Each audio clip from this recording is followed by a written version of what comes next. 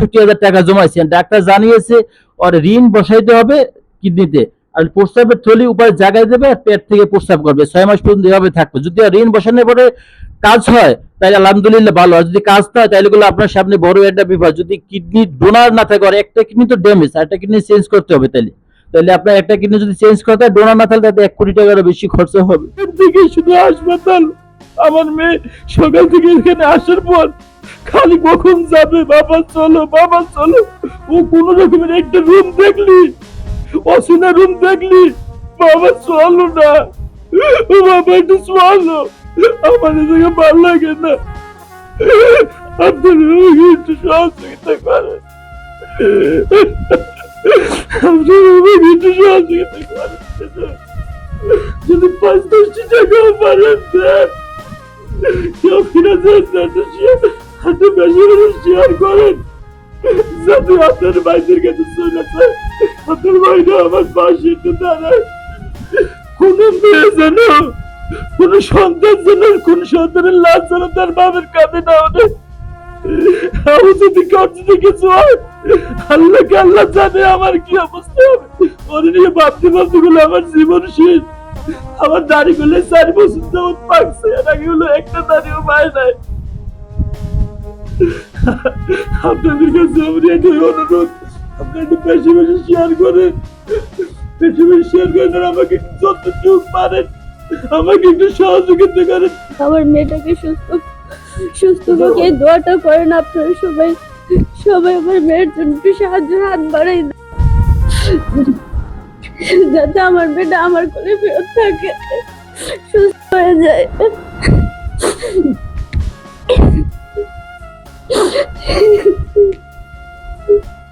01935493373, এটা বিকাশ আছে, রকেট আছে, নগদ আছে, পার্সোনাল। বিসমিল্লাহির রহমানির রহিম। দেশ এবং প্রবাস থেকে এই মুহূর্তে যারা দেখছেন সবাইকে আসসালামু আলাইকুম।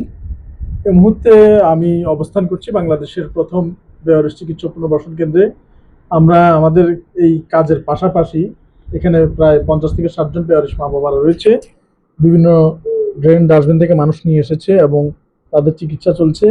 আমি চেষ্টা করি সপ্তাহে মিনিমাম 3 দিন, শেষ 3 দিন এই বেয়ারিশ চিকিৎসা কেন্দ্রে সময় দেওয়ার জন্য।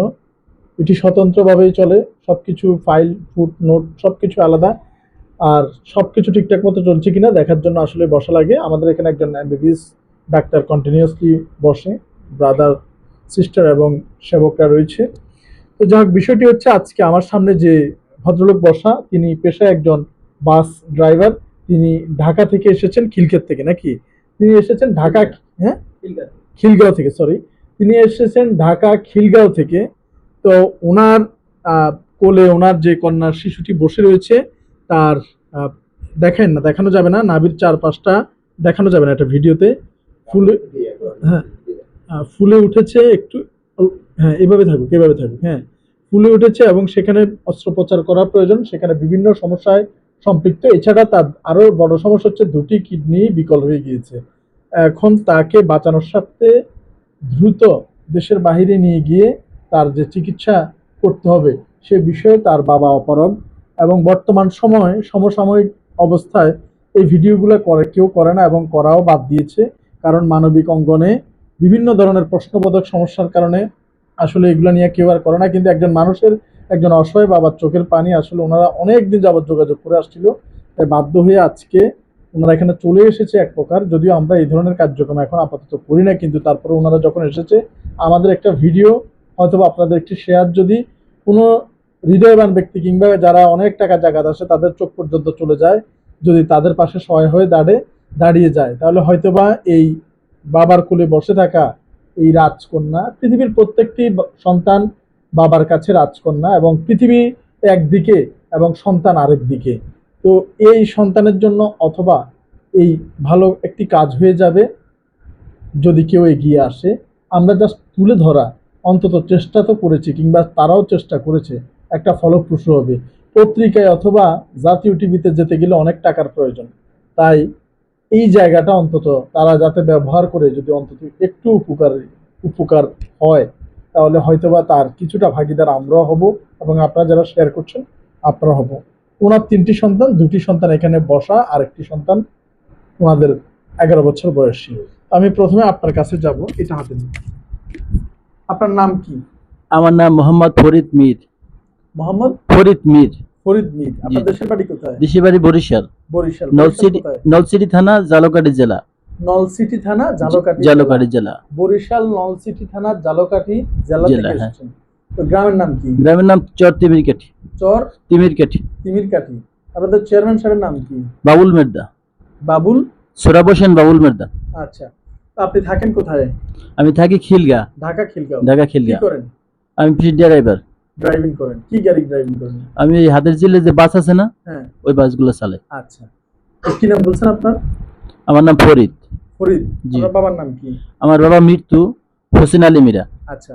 তো আপনার বাচ্চার কি কি সমস্যা একটু আপনি আপনার মুখে বলুন। আমার বাচ্চার জন্ম থেকে নাভিটা হয়েছিল না, নাভিটা অপারেশন করা হয়েছে, এটা সাকসেস, এটাও ফুলে গেছে। এখন নাভিটার গোড়া থেকে পানি পড়তেছে। ডাক্তারের ওর হইলে 2টা কিডনি নষ্ট, একটা কিডনি ড্যামেজ হয়ে গেছে আর একটা কিডনি 1.5 আছে। এখন এতদিন চিকিৎসা চালানোর পরে ডাক্তার প্রস্রাবের রাস্তা দিয়ে ক্যামেরা ঢুকে দেখতেছে চিকিৎসা করলে কতদূর সাকসেসফুল হবে। লাস্ট একটা টেস্ট দিয়েছে যে ইউরোডাইনামিক স্টাডিং, এর টেস্টটা যদি না করা যায় তাহলে তো ওরে চিকিৎসা করা সম্ভব না। ও টেস্টটা দিয়েছে পিজি হাসপাতাল। পিজি হাসপাতালে এতটুকু বাচ্চার হয় না, 11 থেকে 12 বছর বয়স লাগবে। নর্মাল 4 বছর 2 মাস হবে না। পরে স্কোয়ার গেছি, ল্যাবেট গেছি, সম্পূর্ণ হাসপাতালে আমি চলে গেছি। এখন পরে ডাক্তারে জানাইছি যে স্যার এই অবস্থা, আমি যে হাসপাতালে গেছি তার 11 থেকে 12 বছর বয়স লাগবে, এত ছোট বাচ্চা আর করবে না, তাহলে আপনারা চেন্নাই চলে যান। চেন্নাই বেলোরো সিএমজি হাসপাতাল। পরে ডাক্তার বেলোরো সিএমজি হাসপাতাল রেফার করছে। আমি পরে পাসপোর্ট করছি, ভিসা লাগাইছি, আমি অলরেডি ভিসাও পেয়েছি। আমার এতদিন সম্বল যা ছিল আমার সবই শেষ হয়ে গেছে। আমার শুধুমাত্র একটা ঘরও নাই, শুধুমাত্র 5 শতাংশ জায়গা আছে বাড়িতে।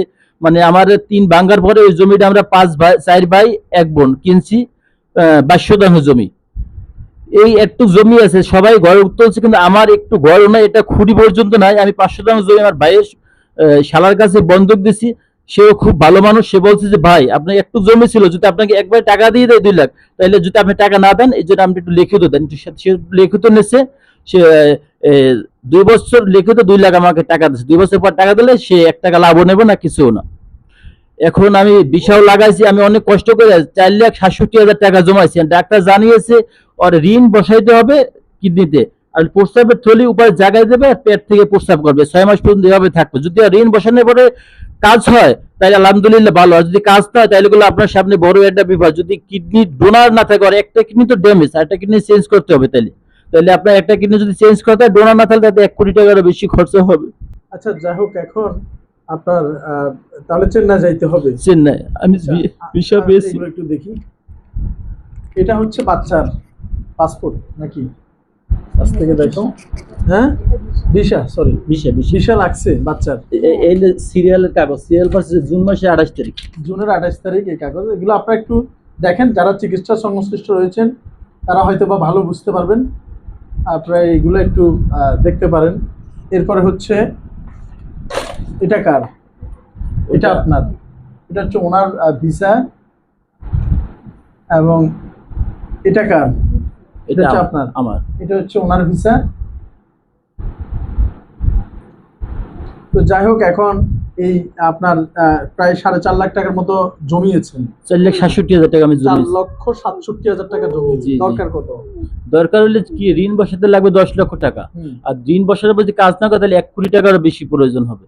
আচ্ছা, যে 10 লক্ষ টাকা লাগবে এখন আপাতত ঋণ বসাইতে। জি, জি। তার মধ্যে 4,67,000 টাকা জোগাড় করেছেন, আর জি, জোগাড় জি, হয় নাই বাকিটা। জি। তো কেউ যদি আপনাদের সহযোগিতা করতে চায়, আপনার মোবাইল নাম্বার মুখস্থ আছে? হ্যাঁ, মোবাইল নাম্বার মুখস্থ আছে, আমি লেখাও নিয়ে আসছি। কই লিখে নিয়ে আসছেন? এই লিখে নিয়ে আসছি। এটা জি, এটা একটু আমরা কাছ থেকে দেখাই। আপনার মুখস্থ বলতে পারবেন? জি, জি। তাহলে এটা দেখে দেখে একটু বলবেন নাকি না দেখে বলতে পারবেন? 01935493373। আচ্ছা, আমি এটার দিকে তাকাই তাকাই বলেন, আপনি আরেকবার বলুন। 01935493373। এটা বিকাশ আছে, রকেট আছে, নগদ আছে, পার্সোনাল। আর নিচেটা শুধু বিকাশ। 01959087759। আর এই ইসলামী ব্যাংক, শাহজালাল ইসলামী ব্যাংক একটা অ্যাকাউন্ট আছে 4072 100 1243। এটা হলো মিরপুর পল্লবী শাখা, আচ্ছা পল্লবী থানা। আচ্ছা, যাই হোক, উনি মুখে যে নাম্বারটি বলেছে, যদি কেউ ওনার সহায়তা করতে চান তাহলে দয়া করে ওনার এই নাম্বারে যোগাযোগ অবশ্যই করবেন, এবং করে আপনার সাধ্যমতো সহযোগিতা, পরামর্শ কিংবা আশানুরূপ যদি কোনো কিছু বলার থাকে অবশ্যই বলতে পারবেন। এটার কোনো ধরনের কোনো অসামঞ্জস্যতা যদি হয়, এটার জন্য কোনোভাবেই আমরা কিংবা আমাদের সংস্থা কিংবা আমি ব্যক্তিগতভাবে দায়ী নয়, কারণ ওনারা দীর্ঘদিন যোগাযোগ করেছে এবং কাগজপত্র নিয়ে এসেছে, আমরা সবগুলো দেখিয়েছি এবং ওনাদের ঠিকানাটাও আমি বলে দিয়েছি। তো সব কিছুর জন্য ওনারাই এটার সার্ভাইভ করবে। এটার কোনো ধরনের ভুল ত্রুটি কিংবা কোনো ধরনের অসামঞ্জস্যের জন্য আমরা দায়ী নয়। এবং আপনাদের প্রতি বিনম্র অনুরোধ, আপনারা এখান থেকে যাওয়ার পরে 1 থেকে 2 মাস পরে আরেকবার আমাদের সাথে একটু যোগাযোগ করবেন। যেভাবে এখানে আসছেন আমরা একটা রিভিউ দিব যে আপনারা কি পেয়েছেন এবং কি পান নাই বা কি অবস্থায় আছে, একটা রিভিউ দিব। মিনিমাম 2 মাস পরে আমাদের সাথে একবার যোগাযোগ করবেন। চিকিৎসা করে এর মধ্যে যদি করিয়েও আসেন বা না করান বা কি অবস্থা, আমাদেরকে 2 মাস পরে আমরা মানে কারণ বেশিরভাগ মানুষই হয় মানে একটু সমস্যা করে, যেমন টাকা অনেকেরই দরকার আছে কিন্তু টাকা মানুষ পাঠায় কিন্তু স্বীকার করে না, বলে যে টাকা আসে নাই, এবং অনেকে এটাকে ব্যবসায়িক আকারে ধারণ করে। যেমন আমরা অনেক আগে টাঙ্গাইলে একটা প্রোগ্রাম করেছিলাম, এক ভদ্রলোকের এক শিক্ষকের সহায়তার জন্য তাদের নাম্বারটা দিয়েছি। ভদ্রলোক চিকিৎসা করে এসে 2 বছর পরে মারা গিয়েছে, কিন্তু এখনো যদি ওই নাম্বারে কেউ ফোন দেয় এখনো টাকা চায়। তো এই জন্য আসলে যেরকম এর মধ্যে ভ্রান্তি রয়েছে, আবার এর মধ্যে সঠিক মানুষও রয়েছে যারা সত্যিকার অর্থের অভাবে কাজগুলো তারা করতে পারছে না। তাই আমাদের এই যে, যেমন আমি এরকমও মানুষ জানি যে ঢাকা শহরে, উনি যেহেতু ঢাকার বাসিন্দা, ঢাকা শহরে 2টা-3টা কোরবানি দিচ্ছে, এক এক গরুর দাম 5 লক্ষ 7 লক্ষ, এমনকি একটা খাসির দাম সেদিন আমরা ফেসবুকে দেখেছি 15 লক্ষ টাকা। অথচ এই ভদ্রলোক 4.5 লাখ টাকা জোগাড় করছে, আর 5 লাখ টাকা হইলে, 5.5 লাখ টাকা হইলেই কিন্তু তার বাচ্চার অপারেশনটা হয়ে যায়। তো আল্লাহ পাক আমাদের যাতে বুঝগুলো দান করুক। এবং দেশবাসীর কাছে কি আপনার কোনো কিছু চাওয়া আছে বলুন? আপনারা একটু আমাকে একটু সহযোগিতা করেন, যতটুকু পারেন। আপনি একটু ভিডিওটা একটু বেশি বেশি শেয়ার করবেন, যে আপনারাই ভালো জানেন যে শেয়ার করলে আপনার ভাইদের কাছে যাবে। আপনারা একটু বেশি বেশি একটু শেয়ার করে দিন, এটা একটু ভাইরাল করে দিন। আর আমার মেয়েটার জন্য আপনি যতটুকু পারেন অতটুকু দেন, যদি 10 টাকাও পারেন 10 টাকা দিন, কেউ ফিরে যায় না। এই রকমের ক্যান্সার, কিডনির চিকিৎসা আপনার একটু সবসময় এগিয়ে থাকবেন, যেন আমার মেয়েদের চিকিৎসা আমি করাতে পারি। আল্লাহর রাস্তে আমাকে একটু সহযোগিতা করেন, যতটুকু পারেন আপনারা আমাকে একটু সহযোগিতা করেন। আমার নিজের লিভারের রোগী, আমি এদের পরের দিন শুক্রবার স্ট্রোক করছি, আমার ওয়াইফের টিউমার হয়েছে রানে, আমার মাও স্ট্রোক করছে। আমি আমি কিছু বলার মতো আমার ভাষা নাই, আমার চোখে আমার পানিও নাই। আমি বিগত 4 বছর 2 মাস যাবত এই মেয়েকে নিয়ে আমি হাসপাতাল খুলনা খালেশপুর ক্লিনিকে হয়েছে, এখান থেকে 250 বেডে, এখান থেকে শুধু হাসপাতাল। আমার মেয়ে সকাল থেকে এখানে আসার পর খালি কখন যাবে, বাবা চলো বাবা চলো। ও কোন রকমের একটা রুম দেখলি, অচেনা রুম দেখলি, বাবা চলো না, ও বাবা একটু চলো, আমার এদিকে ভালো লাগে না। আপনারা আমাকে একটু সহযোগিতা করেন, আপনারা আমাকে একটু সহযোগিতা করেন, যদি 5-10 টাকাও পারেন দেন, কেউ ফিরে যায় না, একটু বেশি বেশি শেয়ার করেন, যাতে আপনার ভাইদের কাছে চলে যায়, আপনার ভাইরা আমার পাশে একটু দাঁড়ায়। কোন মেয়ে যেন, কোন সন্তান যেন, কোন সন্তানের লাশ যেন তার বাবার কাঁধে না ওঠে। যদি কার যদি কিছু হয়, আল্লাহকে আল্লাহ জানে আমার কি অবস্থা হবে। ওর নিয়ে ভাবতে ভাবতে গুলো আমার জীবন শেষ। আমার দাড়ি গুলো 4 বছর যাবত পাকছে, এর আগে হলো একটা দাড়িও পায় নাই। আপনাদের কাছে আমার এটাই অনুরোধ, আপনারা একটু বেশি বেশি শেয়ার করেন, বেশি বেশি শেয়ার করেন, আর আমাকে যতটুকু পারেন আমাকে একটু সহযোগিতা করেন। দেশ, আমার প্রবাসী ভাই ও বোনেরা, আপনারা আমাকে একটু সহযোগিতা করেন যেন আমার মেয়েটা আমার কোলে ফিরে আসে। বাচ্চার নাম কি? ওর বাচ্চার নাম জান্নাত। জান্নাতের বয়স কত? 4 বছর 2 মাস। আচ্ছা, ওনার কাছে দেন একটু এটা নেন। আপনার নামটা বলেন। আমার নাম ফাহিমা আক্তার। আপনি তো ওনার স্ত্রী নাকি? হ্যাঁ। তো আপনি দেশবাসীর কাছে যদি আমরা ভিডিওটা শেষ করার আগে যদি আপনার কিছু চাওয়ার থাকে আপনি বলতে পারেন, এদিকে তাকায় বলেন। সকল ভাই ও বোনদের কাছে আমার আকুল আবেদন, আমার মেয়েটাকে সুস্থ হোক, এই দোয়াটা করেন আপনারা সবাই। সবাই আমার মেয়ের জন্য একটু সাহায্যের হাত বাড়াই দেন, যাতে আমার মেয়েটা আমার কোলে ফেরত থাকে, সুস্থ হয়ে যায়।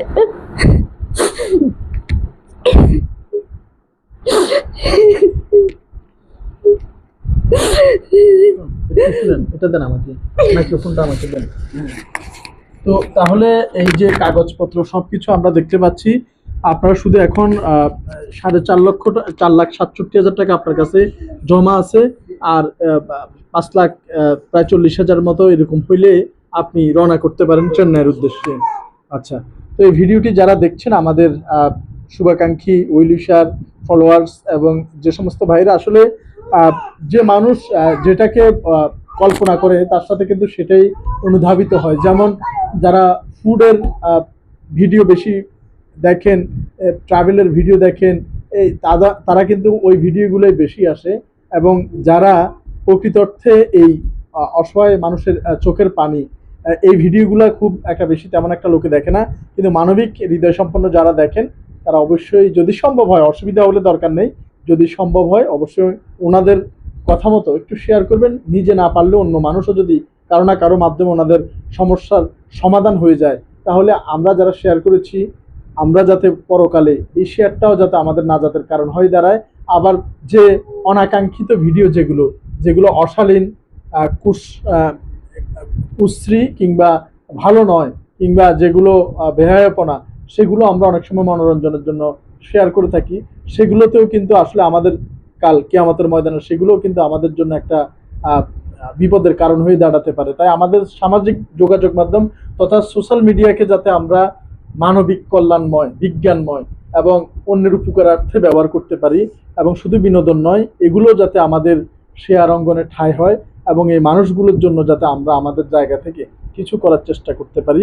আসলে দেখেন, আমি মাঝে মাঝে ফেসবুকে স্ক্রল করলে দেখি যে অনেক ভিউ, হাজার হাজার ভিউ হচ্ছে, লক্ষ লক্ষ ভিউ হচ্ছে, মিলিয়ন মিলিয়ন ভিউ হচ্ছে, কিন্তু যারা মানবিক অঙ্গনে কাজ করে, প্ল্যাটফর্মে কাজ করে, যেমন একজন মানুষ রক্তের একটা দিয়েছে যে রক্ত লাগবে, এ পজিটিভ, ও ব্লাড লাগবে, ও নেগেটিভ বা বি নেগেটিভ কিছু একটা বললো, কিন্তু সেখানে কিন্তু 100টা লাইক করতেও, লাইক দিলে অনেকের মধ্যে ছড়িয়ে যায়, অনেকে দেখে, এবং কেউ রক্ত দিতে, ব্লাড দিতে চলেও আসে। কিন্তু দেখা যাচ্ছে কি, এরকম এই মানুষগুলো শেয়ারে হয়তো বা কারো চোখে পড়লো, কেউ এগিয়েও আসলো সহায়তা নিয়ে, কিন্তু আমরা এইগুলো শেয়ার না করে, আমরা যারা বিনোদনের মধ্যে ডুবে না থাকি, আমরা যাতে এই বিষয়গুলো শেয়ার করে সবার মধ্যে মনুষ্যত্ববোধ ফিরিয়ে দিই। এই একজন অসহায় বাবার কান্না অযোধ্যায় ঝরেছে, আমরা দেখতে পেরেছি। এই কান্নাটা আল্লাহ মাফ করুক, কালকে আমার জন্য আল্লাহ তাআলা নির্ধারণ করে রাখতে পারে। তাই আমরা অন্যের বিপদ দেখে যাতে তাদের জন্য কিছু না করতে পারি, দোয়া করি, এবং নিজেকে যে আল্লাহ সুস্থ রেখেছে এটার জন্য শুকরিয়া আদায় করি। ওনারা আসছে খিলক্ষেত থেকে, আসলে আমাদের এখানে আমরা এই সহায়তামূলক ভিডিও কার্যক্রমগুলো বাদ দিয়েছি বিভিন্ন মন্তব্যের কারণে, কিন্তু তারপরেও কিছু কিছু করি, এবং কিছুই করতে পারছি না, তারপরে অন্তত সামান্য কিছু দিয়ে অনেকে হয়তো সাহায্য করবে। তার মধ্যে আমাদের সামান্য সহায়তা থাকলো আমেরিকার সান ফ্রান্সিসকো থেকে হাজরা আক্তার আন্টি এবং ওনার কন্যা সাবিনা শারমিনা আপুর স্পন্সরে 5,000 টাকা নামমাত্র আমরা দিচ্ছি সহায়তার জন্য। অনেকে করবে, তার মধ্যে এটাও সামান্য একটি সহায়তা। 1 2 3 4 5 আজকের এই 5,000 টাকা স্পন্সর করছে, আবারও বলছি, আমেরিকার সান ফ্রান্সিসকো থেকে হাজরা আক্তার আন্টি এবং ওনার কন্যা সাবিনা শারমিনা আপু।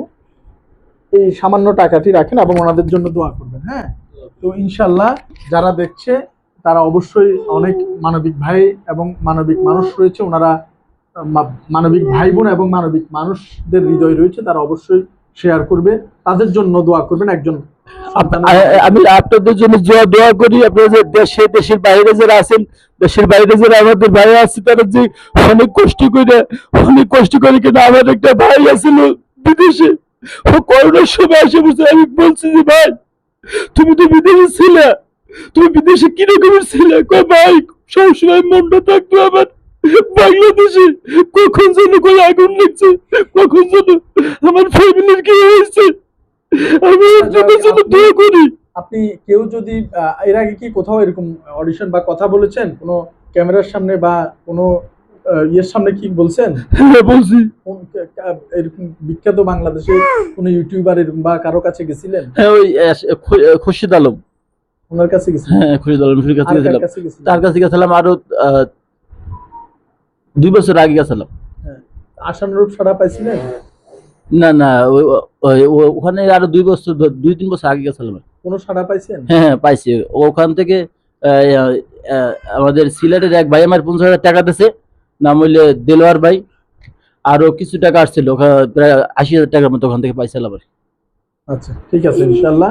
তো যাই হোক, আমরা আমাদের দায়িত্ব থেকে কর্তব্য থেকে যতটুকু করেছি, আবারও বলছি আমাদের কাছে অনেক মানুষই আসে এবং এই কাজ করতে গিয়ে 100 জনের কাজ করলে সেখানে হয়তোবা 10 জন ভুল মানুষও চলে আসতে পারে, কিন্তু অনাকাঙ্ক্ষিত কোনো কিছু যদি ঘটে সেটার জন্য কোনোভাবে আমরা দায়ী নয়। আমাদের সাথে দীর্ঘদিন যোগাযোগ করেছে এবং ওনারা এসে ওনাদের চোখের পানি, ওনাদের কাগজপত্র এবং আনুষঙ্গিক সব কিছু আমরা ডকুমেন্টেশন আপনাদের দেখিয়েছি এবং আমাদের জায়গা থেকে আমরা মানবিক কারণে ওনাদের পাশে এতটুকু করেছি। এবং আপনারাও তাদের সাথে প্রয়োজনে ভিডিও কলে, কেউ যদি তাদের সহায়তা করতে চান, প্রয়োজনে ভিডিও কলে কথা বলে, এই নাম্বারগুলোতে হোয়াটসঅ্যাপ আছে, এই নাম্বারগুলোতে হোয়াটসঅ্যাপ আছে, ভিডিও কলে কথাবার্তা বলে ওনাদের সাথে আপনারা যোগাযোগ করতে পারেন এবং তাদের চিকিৎসকের সাথেও কথা বলতে পারেন। তো ইনশাল্লাহ যা করবেন জেনে শুনে বুঝে করবেন এবং ওনাদের জন্য দোয়া করবেন এবং এই বাচ্চাটি যাতে সুস্থ হয়ে এই পরিবারের কোলে ফিরে আসতে পারে। ততক্ষণ পর্যন্ত সবাই ভালো থাকবেন। ধন্যবাদ সবাইকে। বেয়ারস চিকিৎসক পুনর্বাসন কেন্দ্র থেকে। আসসালামু আলাইকুম রহমতুল্লাহ বারাকাতুহু।